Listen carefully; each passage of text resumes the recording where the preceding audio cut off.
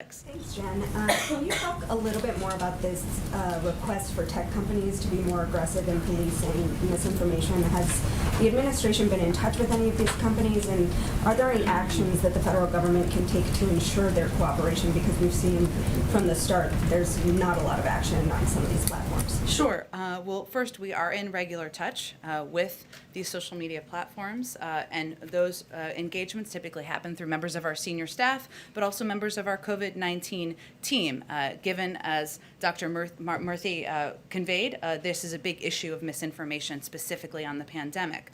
In terms of actions, Alex, that we have taken, or we're working to take, I should say, from the federal government, we've increased disinformation research and tracking within the Surgeon General's office. We're flagging problematic posts for Facebook that spread disinformation. We're working with doctors and medical professionals to connect to connected medical experts with who are popular with their audiences with accurate information and boost trusted content. So we're helping get trusted content out there. We also created the COVID Community Corps to get factual information into the hands of local messengers. And we're also investing, as you all have seen, in the president's, the vice president's, and Dr. Fauci's time in meeting with influencers who also have large reaches to a lot of these target audiences who can spread and share accurate information. You saw an example of that yesterday. I believe that video will be out tomorrow. I think that was your question, Steve, yesterday. I did a full follow-up there.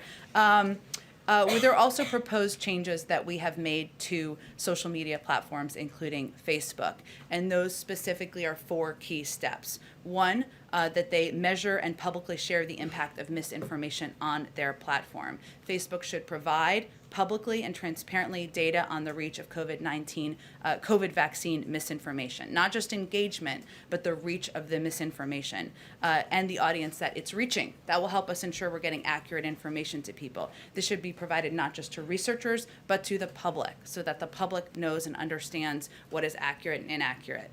Second, that we have proposed that they create a robust enforcement strategy that bridges their properties and provides transparency about the rules. So I think this was a question asked before, there's about 12 people who are producing 65% of anti-vaccine misinformation on social media platforms.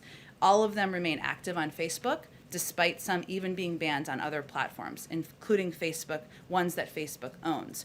Third, it's important to take faster action against harmful posts. As you all know, information travels quite quickly on social media platforms. Sometimes it's not accurate, and Facebook needs to move more quickly to remove harmful violative posts. Posts that will be within their policies for removal often remain up for days. That's too long. The information spreads too quickly.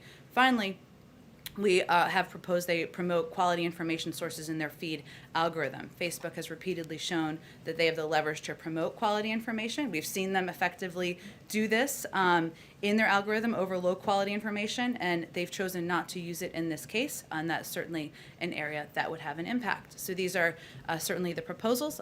We engage with them regularly, and they certainly understand what our asks are.